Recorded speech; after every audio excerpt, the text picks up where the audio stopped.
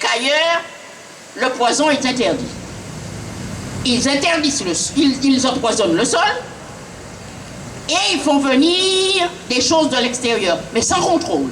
Parce qu'il y a des choses qui viennent d'Amérique du Sud, mais c'est eux-mêmes qui propriétaires, ils poisonnent de l'autre côté là aussi. Mais il n'y a pas de contrôle chez nous. Il y a un contrôle ici, mais il n'y a pas de contrôle chez nous. Et qu'est-ce qu'ils disent?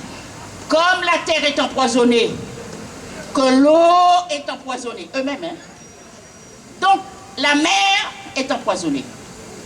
Donc, le poisson que nous mangeons, le poisson que le pêcheur qui souffre déjà pour gagner sa vie va pêcher n'est pas bon.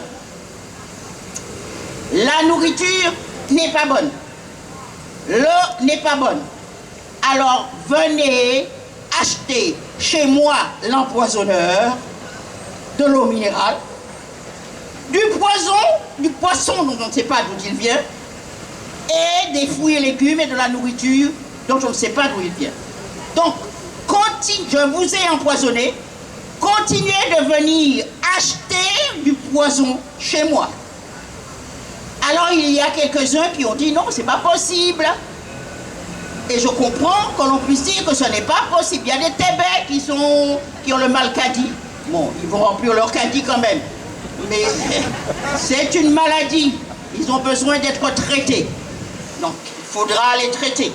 Mais il y a ceux qui ont pris conscience qu'ils n'ont pas ce mal. Et qui disent non, ce n'est pas acceptable. L'État ne devrait pas accepter ça. Soutirer qui ouillait. Quoi, soutirer voler. Ça ne doit pas. Donc, on va conscientiser ceux qui ont le mal caddie pour leur dire, mais vous continuez de donner votre argent à l'empoisonneur, vous continuez de vous empoisonner alors que 99% de la population est déjà empoisonnée. Qu'est-ce qu'on fait? Ce sont des terroristes, on les arrête. Et ils vont passer au tribunal. Est-ce que c'est normal? Non! Alors, nous devons nous lever pour dire non. Non à cette injustice. Non à cette déshumanisation. Ils nous ont déjà assez déshumanisés. Ils nous ont assez manqué de respect. Tout le monde, c'est monde. Nous sommes des êtres humains, comme a dit le frère tout à l'heure, spirituellement comme tout le monde. Et ça, tout le monde qui est né, même gens, tout le monde qui est mort, et tout le monde qui est terré, et qui vermine qui a mangé, tout le monde. Donc, cela signifie que nous sommes sur le même pied d'égalité en ce qui concerne notre humanité.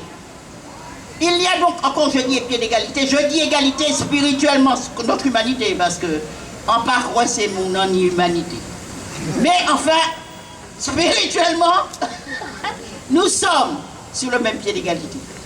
Nous devons donc rester debout, parler à nos enfants, nous battre. Et quand je dis nous battre, on n'a pas besoin d'armes, on a besoin de résister. Résister, c'est ne pas acheter certaines choses. Résister, c'est ne pas aller dans certains endroits. Résultat, c'est de dire non, je suis un être humain, je ne dois pas être traité comme ça. Parce que je ne sais pas si vous avez remarqué comment, même le racisme, comment ça augmente. Tout le monde est dans la misère, hein? Mais il y en a même que ceux qui sont dans la misère, qui se considèrent comme supérieurs à d'autres. C'est terrible. Donc, nous devons, avec amour, c'est un grand mot, mais c'est un mot qui est très important pour la survie. On ne doit pas détester, on ne doit pas haïr. Ça ne sert à rien. Ça ne fait que nous détruire. Moi, si je hais quelqu'un, je lui donne une importance qu'il n'a pas et je me détruis. Donc, quand notre frère a parlé de spiritualité, il sait de quoi il a parlé. Mais nous devons, sans haïr, résister et ne pas nous laisser faire. Nous devons surtout retrouver ce que nous avons perdu, ce que l'Occident nous a fait perdre à travers la colonisation et tout le reste, la filialité. Au lieu de l'égoïsme et l'égocentrisme nous devons retrouver cette filialité. C'est-à-dire, lorsque nous avons affaire à quelqu'un qui agit mal, lui dire, si c'était ton enfant, si c'était ton frère, si c'était ta mère, si c'était ton père, est-ce que tu agirais comme ça? Ça, c'est la filialité.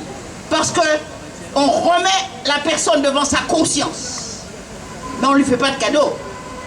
Mais on le met devant sa conscience en lui disant, est-ce que tu agirais comme ça? Si c'était maman ou papa ou frère ou sœur, est-ce que tu agis comme ça?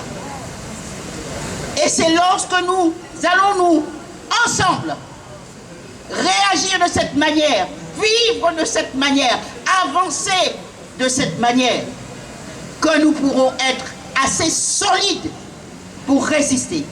Parce que nous sommes là pour retrouver nos places. Et nous sommes là pour que les réparations soient faites. Merci. Merci de m'avoir écouté.